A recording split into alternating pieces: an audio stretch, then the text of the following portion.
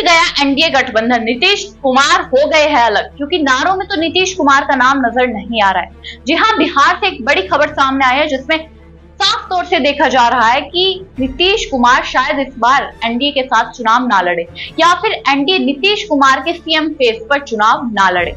BJP द्वारा एक नया नारा लगाया जा रहा है। नारा क्या है? विकास की रफ्तार पकड़ चुका बिहार, फिर से एनडीए सरकार।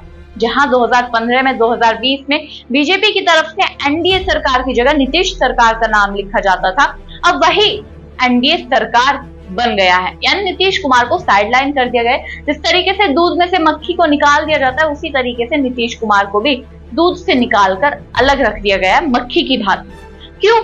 इसके बारे में भी हम चर्चा करेंगे। आपको याद होगा जब जेडीयू के दो नेता जेडीयू को छोड़ते हैं और प्रशांत किशोर की पार्टी में चले जाते हैं, तो वो क्या बात कहते हैं? वो कहते हैं कि नीतीश कुमार सिर्फ मुद्दे के लिए, वो कहते हैं कि नीतीश कुमार सिर्फ सीट पर बैठे, लेकिन चला कोई और रहा है सरकार। जो उनके आजू बाजू दो लोग बैठे हैं वो सरकार चला रहे हैं। जो कौन है वो दो लोग? अब सवाल यही उठता है, बिहार में उप मुख्यमंत्री कौन है?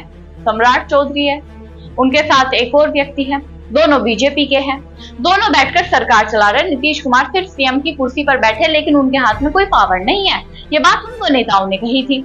अब वही चीज उठकर सामने आ रही है जब नीतीश कुमार का इस नारे से नाम हटा दिया गया। इस नारे से हटा दिया गया कि नीतीश सरकार इस बार नहीं बनेगी, बनेगी तो एनडीए सरकार बनेगी। जिसके बाद से सवाल उठने लगे हैं कि फिर से मंथन शुरू हो गया है। शायद सीट शेयरिंग की वजह से ही ये मंथन शुरू हुआ है। और जिस तरीके से यह नारा सामने आया है कि विकास की रफ्तार पकड़ चुका बिहार, फिर से एनडीए सरकार, यानी कि एनडीए को मुख्य भूमिका के तौर पर देखा जा रहा है। नीतीश सरकार को कोई भी तवज्जो नहीं दी जा रही कि नीतीश कुमार को साइडलाइन कर देते हैं। कोई बड़ी बात नहीं है, नीतीश कुमार का नाम लिखो या फिर ना लिखो। इसके कई कारण हो सकते हैं। नीतीश कुमार की छवि इस समय जो बिहार में बनी हुई है, युवाओं को बिल्कुल पसंद नहीं आ रही। जब सर्वे सामने आता है तो नीतीश कुमार को सीएम फेस के तौर पर कोई देखना नहीं चाहता।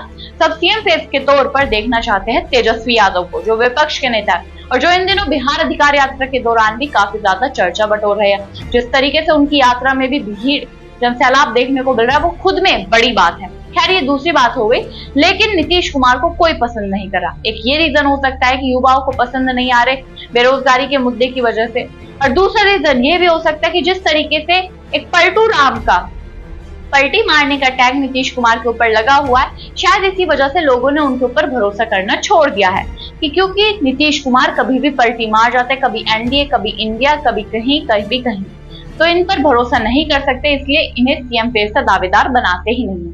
और तीसरा रीजन ये भी सामने आ रहा है कि नीतीश कुमार का मानसिक संतुलन खराब हो गया है, इसलिए स्वास्थ्य चिंताओं के चलते उन्हें हम सीएम नहीं बना सकते। तो अब सवाल यहाँ पर ये उठता है कि जिस तरीके से बीजेपी का कहना है कि नीतीश कुमार की स्वास्थ्य में दिक्कत हो सकती है, लेकिन ये नारा जिस तरीके से उठकर सामने आया कि एनडीए की सरकार, जहां इंडिया गठबंधन मजबूती से एक बार नजर आ रहा है, तो वहीं और इंडिया गठबंधन में ये भी कहा जा रहा है कि हमारे सीएम फेस तेजस्वी हो गए, कोई कांग्रेस, कोई किसी में टूट का माहौल नहीं है। साफ तौर से तेजस्वी यादव को मुख्यमंत्री के पद का दावेदार बनाया गया है। तो वहीं जब एनडीए की जो वहां पर सत्तारूढ़ पार्टी है, सत्तारूढ़ गठबंधन है, उसी के अंदर टूट का माहौल बन जाए, तो क्या जनता उस सरकार पर दोबारा से भरोसा करना चाहेगी?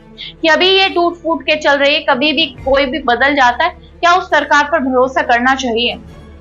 अब आपको क्या लगता है कि ये जो नारा सामने आया है, क्या चुनाव से ठीक पहले एनडीए से नीतीश कुमार अलग हो जाएंगे? अब हमें कमेंट बॉक्स में आप बताइएगा। तब तक के लिए देखते रहिए भारत वॉइस। नमस्कार।